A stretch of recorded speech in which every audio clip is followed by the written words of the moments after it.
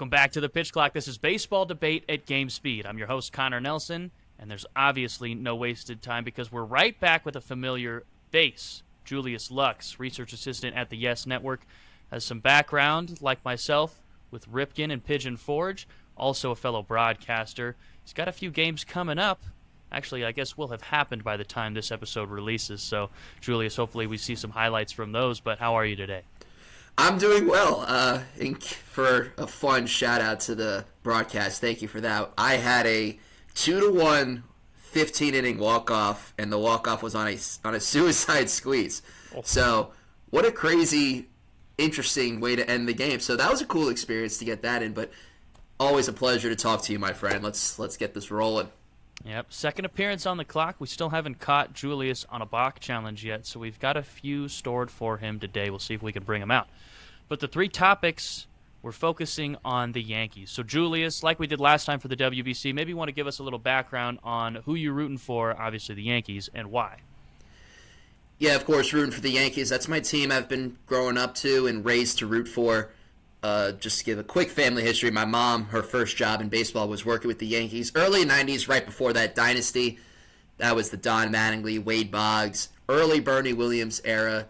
So that's pretty much how the Yankee fandom came into my life.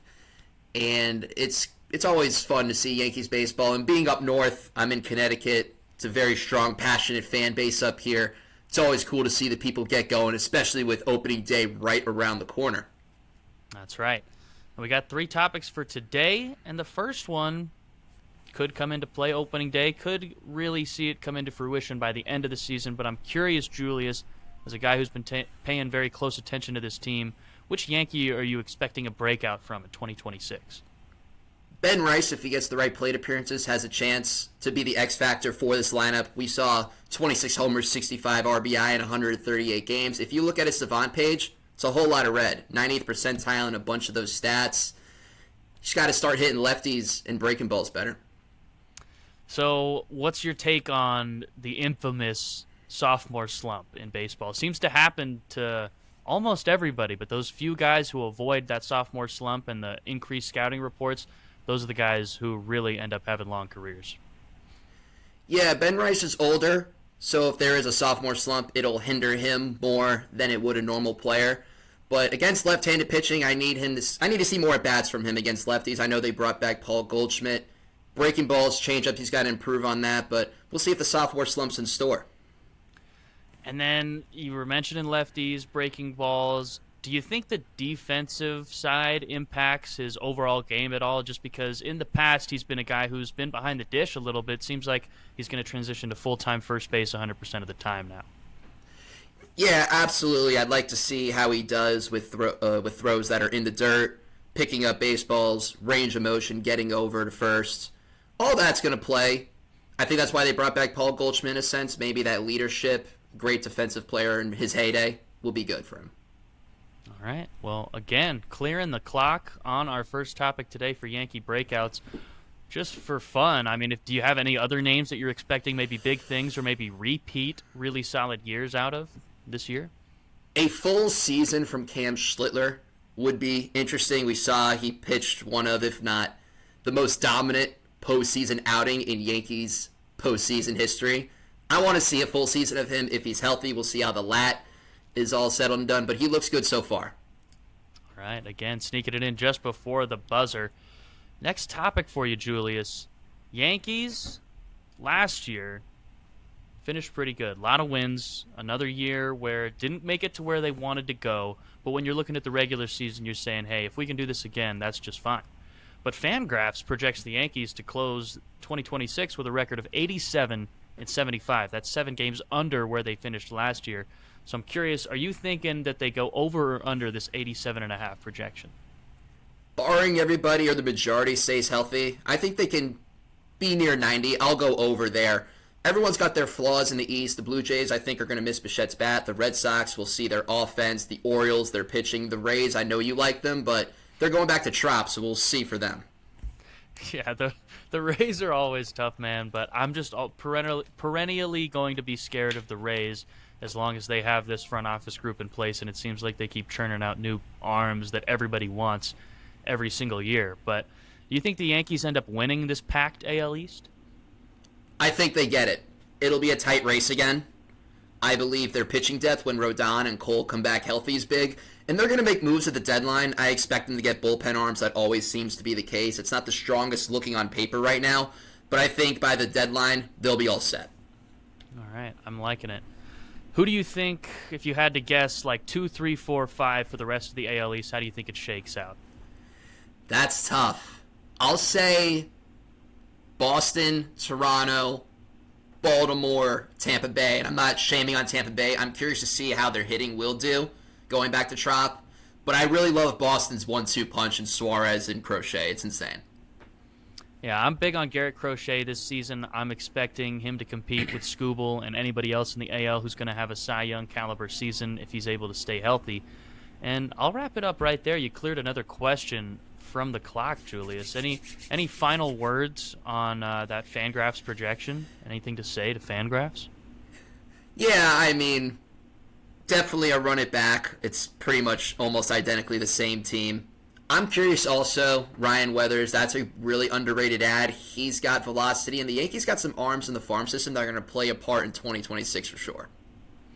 All right, I like it. Well, moving on to the final topic for you today. This is a fun one that we haven't broken out a lot here on the Pitch Clock, but I think it's going to be a segment that is definitely recurring because of the fast-paced nature of it. And we love the predictions here on the Pitch Clock, especially preseason.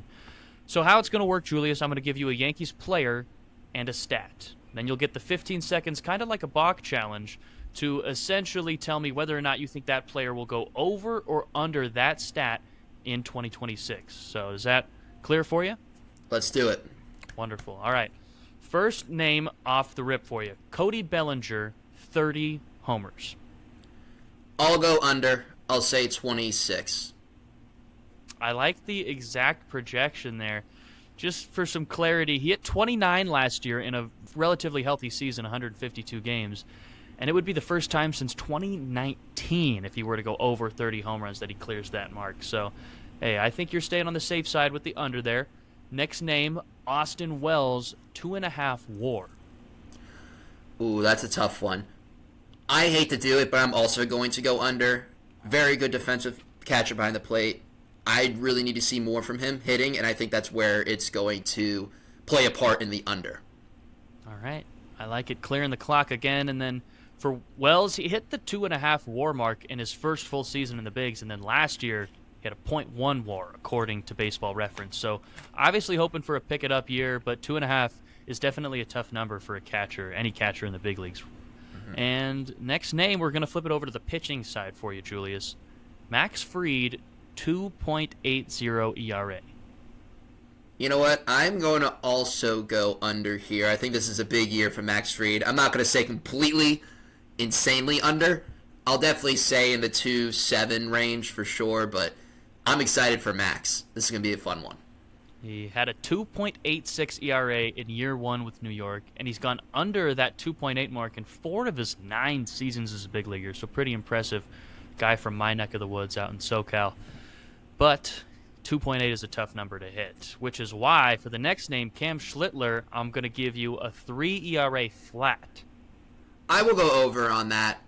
I'm not saying it's going to be a bad year. I definitely think there will be some starts. Maybe he gets tacked a little bit. Maybe, again, I'm not saying a sophomore slump because he's technically not a rookie. He didn't reach those numbers. But I think it'll be slightly over 3. I'll give it like a 3.20, around that.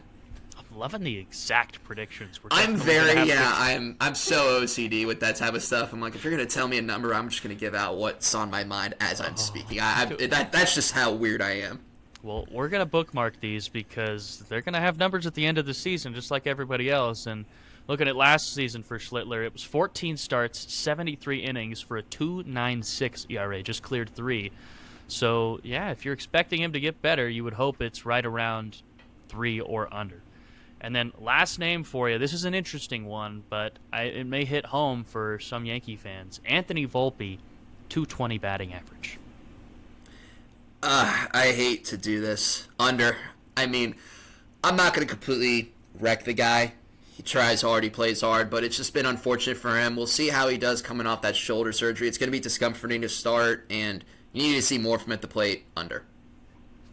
All right, I like the under. In his last 3 seasons, really his only full 3 seasons, he's at 209, 243, and then 212 last season. So, like you said, coming off the injury, we're not exactly sure what to expect, and then the share of playing time at shortstop could look a lot different in this season. So, hey, for Anthony Volpe, obviously I know Yankee fans are hoping for the best for whoever's on the field, but for this guy with such a highly touted prospect at one point, definitely want to see him click at the plate because we know hey, the talent's there. You've seen the flashes. I mean, home runs in the playoffs are hard to do. So,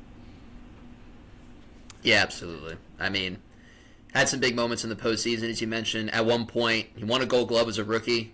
The defense took a huge step back. I don't know how much that injury played into factor, even though the injury was in the glove. It was on the non-throwing shoulder.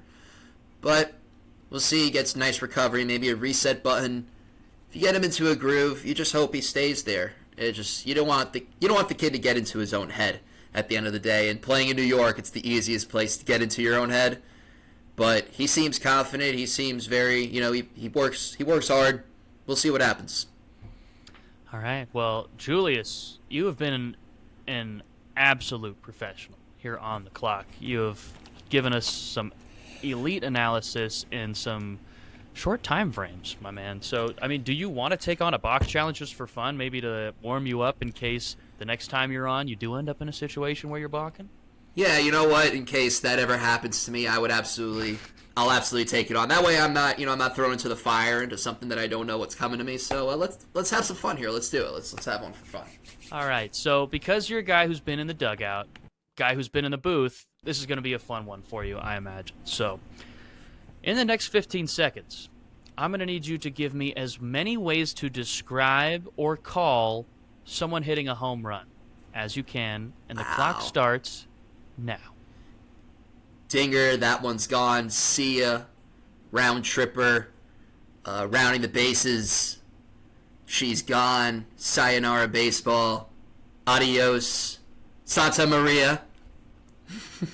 All right. You had to get the Santa Maria in there. I counted 9.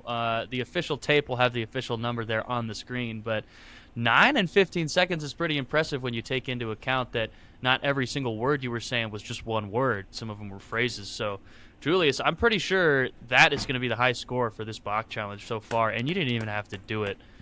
You did it willingly. So, hey, props to you, man. That was an amazing pitch clock debut. We're definitely going to have you back on talking Yankees and baseball throughout the season. And lastly, as always, want to turn the mic back over to you, Julius. How'd you feel on the Bach challenge and facing the clock again overall? It was fun. It was cool. I was thinking phrases. I don't know why I was in broadcast mode. I mean, I guess with tomorrow in the making of this recording, I've got a broadcast tomorrow, so I guess that's why I just went with phrases. Yep. But yeah, definitely it was fun. It definitely throws you into the fire there. So I was like, oh, okay, got to really gear up on this. And I guess phrases were the thing that were coming to my brain there. So it was fun. It was cool. Never know what the clock's going to pull out of you. So if you want to see more Bach challenges, more pitch clock content in general, you can find us on YouTube, Spotify, Instagram, TikTok. We're all over the place. Julius's links will be down low in the description as well. LuxoutSports posting pretty much content from A to Z. You never know what you're going to find on his channel. So links will be in the description. Drop him a follow as well. And that was today's pitch clock. We will see you in the next one.